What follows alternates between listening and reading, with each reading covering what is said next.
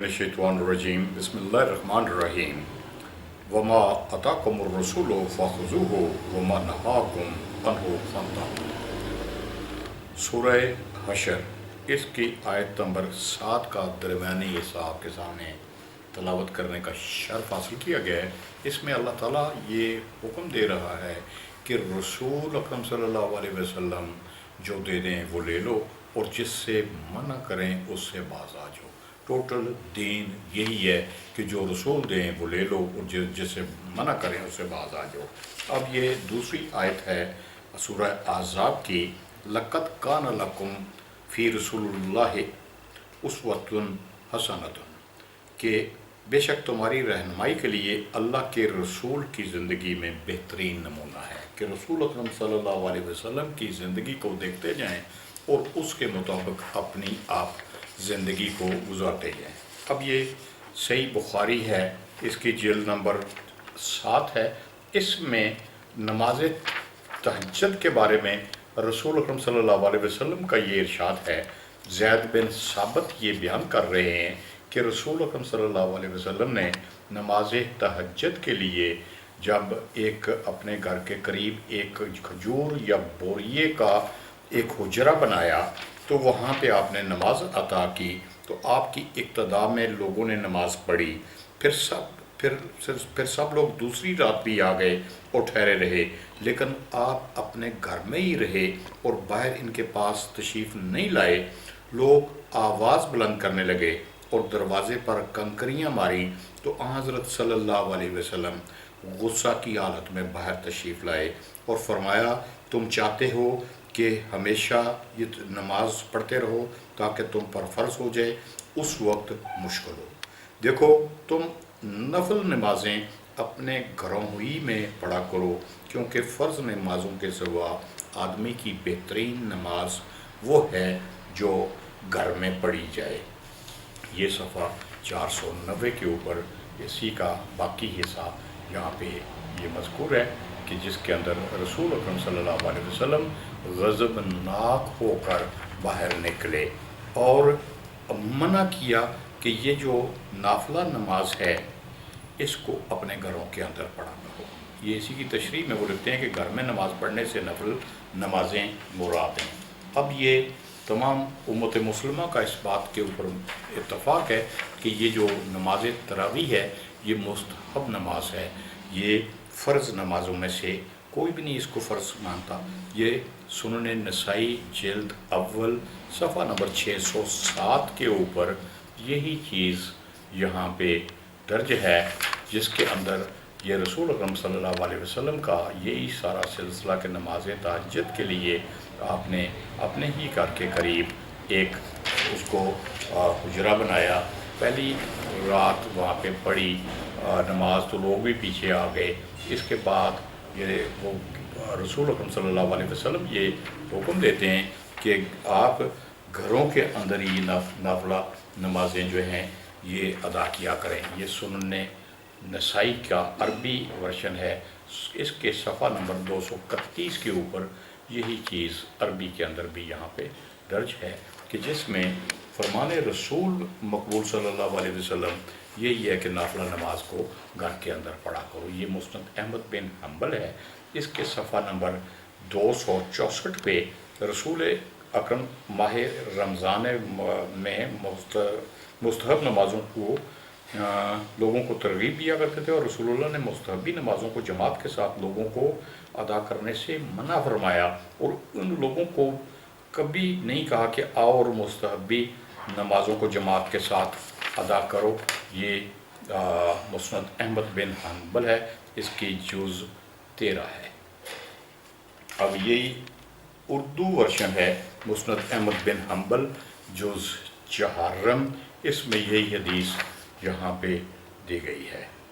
اس کا صفحہ نمبر 196 اور 197 ہے کہ جس میں رسول اللہ نے کبھی بھی لوگوں کو اس کے قیام کے بارے میں حکم نہیں دیا ہوگا۔ اب یہ المعجم الاوسط ہے، اس کی اردو ورژن سوم جلد ہے، تو اس میں بھی یہ حضرت عائشہ رضی اللہ عنہا سے روایت ہے کہ حضور اکرم صلی اللہ علیہ وسلم لوگوں کو رمضان مبارک کے قیام کرنے پر ابھارتے تھے بغیر اس کے کہ آپ عزمیت کا حکم فرماتے.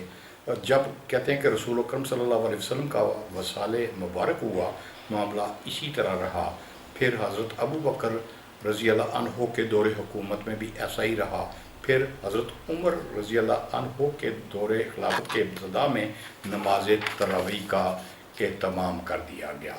اب یہ جو نماز تراویح کا اہتمام ہوا کیا یہ فرمان رسول مقبول صلی اللہ علیہ وسلم کے مطابق تھا یا نہیں تھا یہ سوچنا آپ کا کام ہے.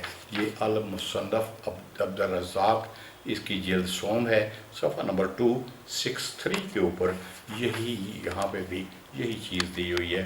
یہ مصنف عبد الرزاق جو ہیں یہ 211 ہجری میں اس دنیا سے گئے ہیں جو بخاری اور مسلم وغیرہ سے بھی بہت پہلے کی بات ہے چونکہ بخاری 256 ہجری میں اس دنیا سے گئے ہیں اور مسلم اس کے بھی بعد ہیں. یہ صحیح ابن خزیمہ ہے اس کی جلد نمبر 3 ہے. اس کے صفحہ نمبر 198 کے اوپر یہی چیز ہے کہ لازمی طور پر ان کو یہ نماز پڑھنے کا اس طرح سے حکم نہیں دیا کرتے تھے. اب یہ صفحہ نمبر 1699 ہے. اس کے اندر بھی یہی چیز موجود ہے کہ جس کے اندر رسول اکرم صلی اللہ علیہ وسلم نے اس نماز کو کبھی بھی باجماعت پڑھنے کا حکم نہیں دیا. یہ کتاب ہے المثبوت جز ثامن. اس کے صفحہ نمبر 144 میں وہ لکھتے ہیں کہ نافلہ نمازوں کا جماعت کے ساتھ پڑھنا تمام امت اس کی مخالف ہے. وہذا باطل اور یہ غلط ہے کہ مستحب نمازیں نافلہ نمازوں کو جماعت کے ساتھ پڑھا جائے. یہ ایک آپ کا اپنا ہی بندہ السرخسی جس نے یہ بیان کیا ہے کہ نافلہ نماز کو نہیں پڑھا جا سکتا جماعت کے ساتھ. یہ المصابی ہے سیوطی کی جس میں وہ کہتے ہیں کہ قال فی تراویح نعم البدعۃ ھذہ یعنی بدعت حسنہ. وہ کہتے ہیں کہ یہ جو بدعت حسنہ اور بدعت سیئہ یہ کوئی بدعتیں اچھی ہیں کچھ بدعتیں بری ہیں اس طرح کی کیٹیگرائزیشن اس کے اندر نہیں ہو سکتی. سبل السلام ابن حجر عسقلانی وہ اپنی اس کتاب کے صفحہ نمبر 26 کے اوپر کہتے ہیں فلیس البدعۃ ما یمد بل کل بدعۃ ضلالہ کہ بدعت میں کوئی ایسی چیز نہیں ہوتی کہ یہ اچھی بدعت ہے بلکہ سب بدعتیں ضلالت ہیں اور گمراہی ہیں اور اس کو سر انجام دینے والا جہنم کے اندر ہے. اس کی یہ سبل الاسلام کی جو ثانی اور صفحہ نمبر اس کا 26 تھا. یہ کتاب ہے البدعۃ صالح بن فوز عن عبداللہ الفوزان.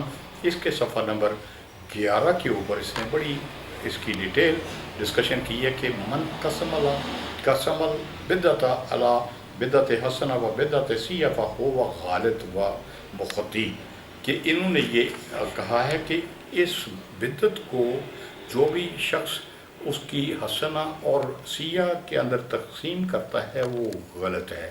وہ صحیح بات نہیں ہے کہ کیونکہ یہ قول رسول مقبول صلی اللہ علیہ وسلم کے خلاف ہے.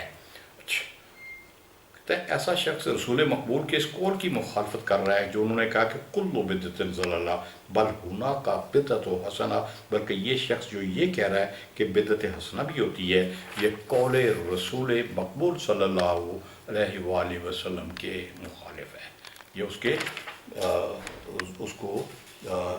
کے زمرے میں نہیں آتی. یہ صفت الصلاۃ ہے ناصر الدین البانی. انہوں نے صفحہ نمبر 86 کے اوپر یہ لکھا کہ وہ انما اختلفوا فی انہا حسنہ و سیئہ کہ اس کے اندر کہ بدعت اچھی ہے یا بدعت بری ہے اس کے درمیان میں اختلاف پایا جاتا ہے. وہ یہ کہتے ہیں کہ ان کل بدعت فی العبادات ضلالہ کہ یعنی ہم یہ کہتے ہیں کہ عبادات میں کسی قسم کی بدعت بھی بدعت ضلالہ ہے ضلالت والی ہے گمراہی ہے.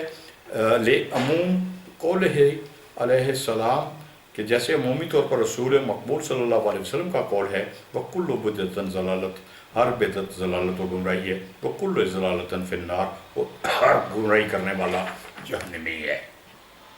بڑا دو ٹوک الفاظ کے اندر ناصر الدین البانی نے اس چیز کا تجزیہ کیا ہے۔ یہ کتاب ہے المصابیح فی صلاۃ التراویح، امام سیوطی کی، اس کا صفحہ نمبر 14 ہے۔ اس میں بھی انہوں نے اسی نماز تراویح کے بارے میں کافی ڈسکشن کی ہے، لیکن اس کے اندر وہ صفحہ نمبر 15 کے اوپر وہ یہ لکھتے ہیں کہ یہ رسول اکرم صلی اللہ علیہ وسلم سے ثابت نہیں ہے کہ آپ نے کبھی بھی 20 رکعت نماز تراویح پڑھائی ہو۔ اب یہ کتاب ہے المدونۃ الکبریٰ، الامام مالک بن انس الاصبہی، اس کے صفحہ نمبر 224 کے اوپر وہ یہ لکھتے ہیں فقال ما بلغنا ان عمر و عثمان کانا یقومانا فی رمضان مع الناس فی المسجد۔ ہمیں کوئی ایسی روایت نہیں ملی کہ حضرت عمر و عثمان رضی اللہ عنہ نے لوگوں کے ساتھ مل کر ماہ رمضان میں قیام کیا ہو یا نماز تراویح با جماعت پڑھی ہو۔ جب ان لوگوں نے نہیں پڑھی تو آج دنیا کا ہر مسلمان، خواہ وہ مشرق میں ہو یا مغرب میں ہو، وہ اس کے لیے باجماعت کے لیے دوڑا پھرتا ہے۔ یہ مصنف ابن رزاق جلد سوم صفحہ نمبر 269، اس کے اندر وہ یہ کہتے ہیں کہ ان ابن عمر انہ کان لا یقوم خلف الامام فی رمضان، کہ نافع یہ کہتے ہیں کہ حضرت عبداللہ بن عمر کے بارے میں یہ بات نقل کرتے ہیں کہ وہ رمضان میں امام کے پیچھے تراویح کی نماز ادا نہیں کرتے تھے۔ اچھا، اب جب یہ لوگ نہیں کرتے تھے، عبداللہ بن عمر جس سے صحیح بخاری نے 1/3 جو احادیث ہیں وہ عبداللہ بن عمر سے لی ہوئی ہیں، اگر ان کی تقلید کرنی ہے تو اس میں تو وہ ان کے پیچھے کسی بھی امام کے پیچھے نماز نہیں پڑھتے تھے۔ یہ المصنف ابن شیبہ کی، یہ 235 ہجری میں اس دنیا سے گئے، اس کی جلد نمبر 3 ہے۔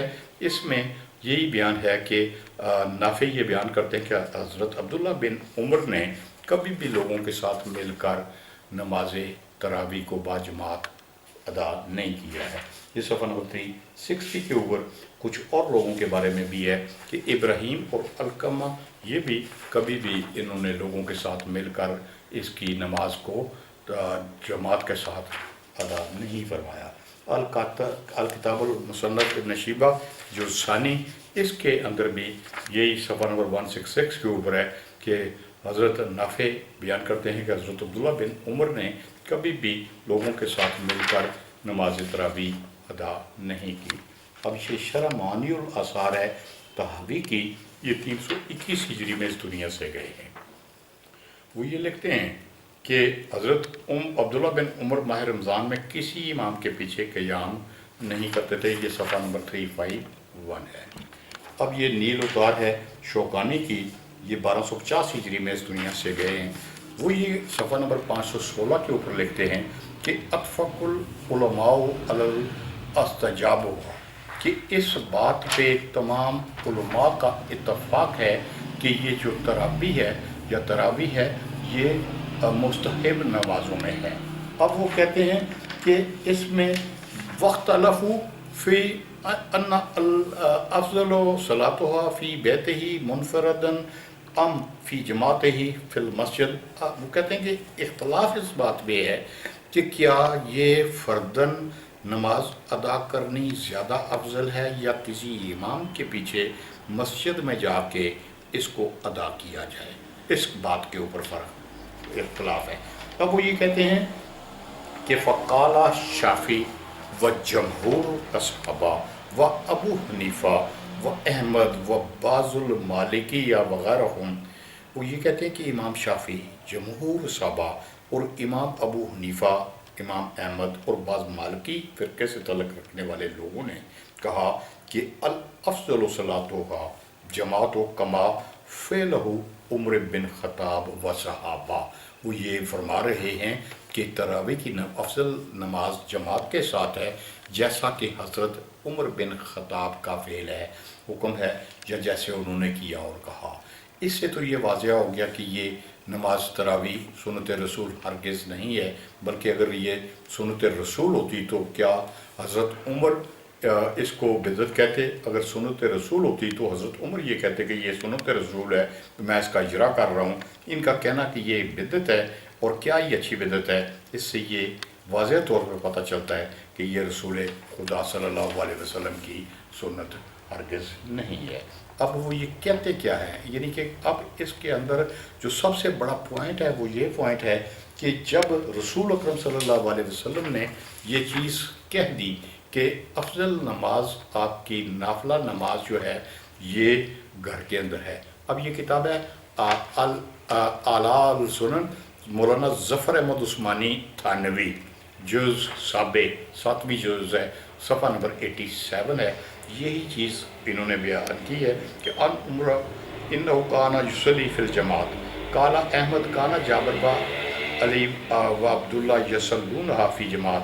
پھر وہ آگے کہتے ہیں کہ اسی وہی بات جو پہلے تھی کہ وقت لہو فی ان افضل الصلاۃ فی بیتہ منفردن ام فی جماعت فی مسجد، کے اختلاف اس بات کے اوپر ہے کہ کیا وہ نماز افضل ہے جو کہ گھر کے اندر فردن پڑھی جائے، یا وہ نماز زیادہ افضل ہے جو کہ جماعت کے ساتھ مسجد میں پڑھی جائے۔ اس میں پھر وہی انہوں نے کہا کہ وقال شافعی و جمہور صحابہ و ابو حنیفہ و احمد و بعض مالکیہ، کہ اس میں شافعی، جمہور صحابہ، ابو حنیفہ، احمد اور مالکیہ وغیرہ کے لوگ یہ سارے یہ کہتے ہیں کہ الافضل صلاۃ جماعت، کہ افضل نماز وہ ہے جو جماعت کے ساتھ کی جائے، کما فعلہ عمر بن خطاب، کہ جیسے حضرت عمر بن خطاب نے اس کو سر انجام دیا ہوا ہے۔